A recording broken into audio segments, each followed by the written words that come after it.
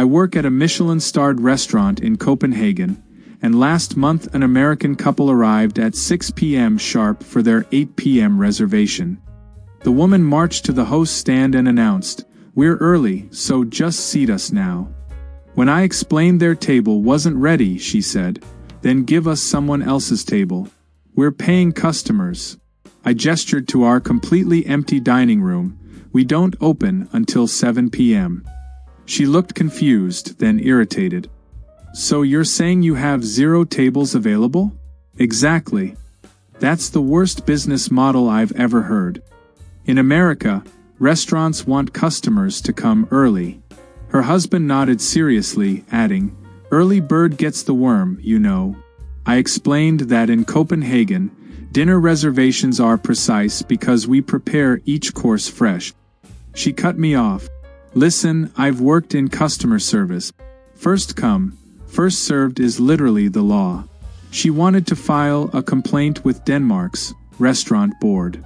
When I told her no such thing exists, she asked for corporate's number. "We're an independent restaurant owned by the chef." She left a 1-star review saying we refused service to Americans. They came back at 8 p.m. exactly and stayed until midnight, confused why we wouldn't bring the check faster.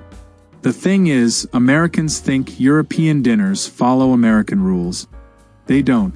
In Barcelona, I watched a tourist tell our sommelier that wine pairings were a scam because wine is just wine. In Paris, an American asked why dessert took 40 minutes. "It's just cake." But nothing prepared me for what happened in Stockholm. I manage a traditional restaurant in Stockholm's Gamla stan, and an American family walked in demanding our quick menu. "We don't have one." The father said, "Every restaurant has a quick menu. We have a flight in 4 hours." I explained that Swedish dinners take 3 hours minimum. He laughed.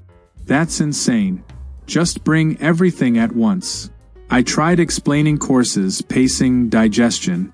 He interrupted. "Look, I'm a businessman. Time is money. I'll pay you extra to rush it." When I politely declined, he said, "Fine. What's your fastest dish?" I suggested our herring sampler. He agreed. 15 minutes later, he called me over, furious. "This is an appetizer. Where's the real food?" I explained that herring is the first course, and he'd agreed to it. "No, I agreed to your fastest dish. That means a full meal, fast." He demanded I bring actual food immediately. I brought the main course, reindeer with lingonberries. He took 1 bite and pushed it away. "This is raw." It wasn't. It was perfectly medium rare. In America, we cook our meat. This is a health code violation. His wife tried calming him, but he was committed now. He asked for my manager. I was the manager. He asked for the owner. The owner was in Norway. Then I want corporate. We're family-owned. He threatened to call the American embassy because Sweden was poisoning tourists with raw meat. They left after 30 minutes, outraged we wouldn't refund a meal they'd eaten half of.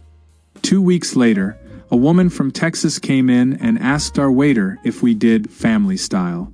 "We don't, this is fine dining." She said, "That's un-American. Families eat together." Our waiter explained that in Sweden, each person orders their own composed plate. She looked horrified. "So you're saying I can't share with my husband?" "You can, but dishes aren't designed for it." That's the most selfish thing I've ever heard. Food is about community. She proceeded to order 1 entree and asked for 2 plates. When we brought 1 beautifully plated dish, she demanded we split it in the kitchen. Our chef refused, it would ruin the presentation. She called him pretentious. "It's just food on a plate. Divide it." When we wouldn't, she used her own fork to hack the dish in half, destroying the delicate arrangement. Later, she complained the portion was too small for 2 people. In Texas, we serve real portions. She left a review saying we hated families. But my favorite was the American who tried to order off menu in Munich. I was bartending at a traditional Bavarian restaurant, and this guy walked in, studied the menu for 10 seconds, then said, "I'll have a burger." "We don't serve burgers, we're Bavarian. We have schnitzel, sausages, pork knuckle." He nodded like he understood. "Right, but can you make a burger? You have meat, you have bread." I explained our chef prepares traditional Bavarian cuisine. "But you have a kitchen. Burgers are universal." When I insisted we couldn't, he asked to speak to the chef personally. Our chef came out confused. The American explained his logic slowly, like the chef was a child. "You have ground meat for meatballs, right? Just form it into a patty. You have rolls for sandwiches, right? Toast one. Burger." Our chef stared at him. "This is Bavaria. We make Bavarian food." The American got defensive. "I'm not asking for something crazy. A burger is literally the most basic food on earth. If you can't make a burger, you're not a real chef." He left and went to McDonald's next door, then came back to tell us their burgers were better anyway. I work at a family trattoria in Rome, and last summer an American couple tried to tip me 25%. I politely declined. Tipping isn't customary in Italy. The man looked offended. "Are you saying our money isn't good enough?" "No, I'm saying you already paid a fair price. But you gave us great service." "Thank you, that's my job." He wouldn't let it go. "In America, we tip because we appreciate people. You're basically saying you don't want appreciation." I explained that Italian servers earn living wages, we don't rely on tip. His wife joined in. "That's so sad. You deserve more." She tried forcing cash into my apron pocket. I stepped back. She looked hurt. "This is the problem with Europe. You don't value hard work." Her husband nodded. "In America, tips are how we show respect." I explained that in Italy, forcing money on someone who declined is disrespectful. He called me ungrateful. They left the cash on the table anyway and walked out looking proud. My manager made me chase them down and return it. They seemed genuinely confused why I was insulting them. A month later, an American asked for Diet Coke with his Michelin star meal in Lyon. Our sommelier suggested wine pairings. This was a tasting menu. The American said, "I don't drink." "Fair enough, we have premium waters, fresh juices, house-made sodas."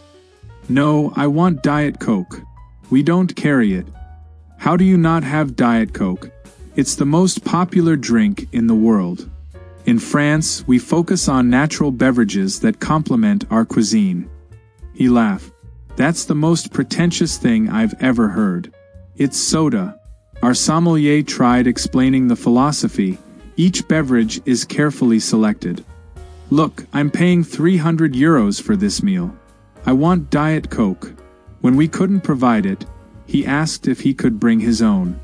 Our policy prohibits outside beverages. "So you're telling me I have to drink what you choose? You can choose from our menu." This is literally fascism. He spent the entire meal complaining that the water tasted weird and asking why we hated freedom. His wife kept apologizing, but he was on a mission. When dessert came, he asked if we had normal cake, not this fancy stuff. We brought him our chocolate fondant, a classic French dessert. He took one bite. "This is liquid inside. It's undercooked. That's how fondant works. In America, we bake our cakes all the way through." He left a review saying we served raw cake and no Diet Coke. But the wildest was in Amsterdam, when an American demanded we turn down our music. I was serving at a cozy cafe. Our music was barely audible. He waved me over. "This music is too loud. We're trying to have a conversation." I checked. It was classical piano at low volume. I offered to move them to a quieter corner. "No, just turn it off." "We can't, it's part of our ambience." "That's ridiculous. The customer is always right. Not in the Netherlands." "What kind of backward logic is that?" "Dutch logic." He demanded to speak with the owner, who told him the same thing. The American genuinely couldn't comprehend why we wouldn't silence our entire restaurant for him. In America, businesses accommodate customers. That's how capitalism works. Our owner said, "This isn't America." The American shook his head. No wonder Europe's economy is failing. He sat there for 2 more hours, sighing loudly every time the music played, then left a review saying we prioritized vibes over customers. My absolute favorite happened at a dinner party in Provence last summer. My friend hosted an American exchange student who arrived at 7 p.m. for an 8 p.m. dinner. When my friend explained people were still arriving, the American asked, "So when do we eat?" "Around 10 p.m. Her face went blank. "I'm sorry, what?" In Provence, dinner starts late. We talk, drink wine, enjoy the evening. She looked panicked. "But I haven't eaten since lunch." My friend offered aperitif, olives, cheese, bread. "That's not dinner." "Correct, that's before dinner." She couldn't process this. "You're saying you invited me to dinner at 8 p.m., but we're not eating until 10 p.m.? "Yes." "And you think that's normal?" "Completely." She pulled out her phone and Googled French dinner time, trying to prove us wrong. When she found articles confirming it, she looked betrayed. This is a cultural scam. When dinner finally started at 10:15 p.m., she wolfed down the first course in 3 minutes, then sat awkwardly while we savored ours for 20. She kept checking her watch. When the main course arrived at 11 p.m., she asked, "Is this the last one?" "No, there's cheese, then dessert, then coffee." She looked like she might cry. "I'll be here until 2 a.m. Probably." That's insane. She barely touched the cheese course, skipped dessert, and left at midnight, visibly frustrated. The next day, she told everyone that French people don't actually eat dinner, they just perform it. Here's what I've learned. Americans think dinner is about eating. Europeans think dinner is about living. Neither is wrong, but when Americans try to speed up a 4-hour Italian feast or demand their table get cleared in Paris, they're not just missing the meal, they're missing the entire point.